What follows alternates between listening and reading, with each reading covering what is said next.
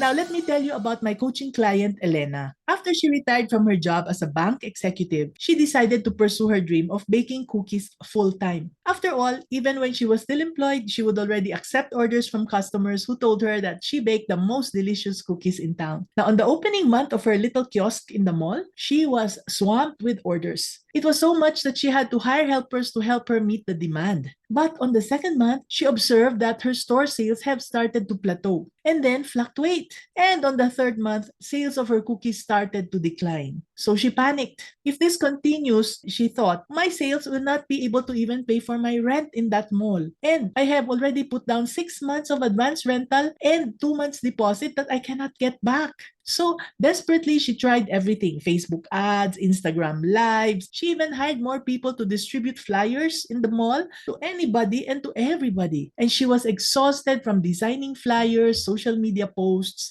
and other activities. She was also spending less time on baking. And yet her sales and her profits did not improve. It just kept going down. So Elena was working longer and longer hours. She was doing all the right things, but it was just too much, too scattered. So I told her, Elena, here's the thing. More isn't always better. Marketing overload can do these things to you. First, it can scatter your focus. Trying everything dilutes your energy and your limited resources. And this makes it hard for you to excel at any one thing. Second, it can even confuse your customers. When you bombard them with different messages, you create noise, not clarity. And after a while, they no longer know what you're about or what makes you unique. And third and the last, they burn you out. As you chase each of the new trends, what happens is you will end up exhausted and resentful. Remember, I told Elena, a happy business owner is a thriving business owner. So how do you find the marketing sweet spot? I said, here is the recipe. Step 1, know your ideal customer. Who are you talking to? What are their needs and desires? How are you able to serve them compared to others out there?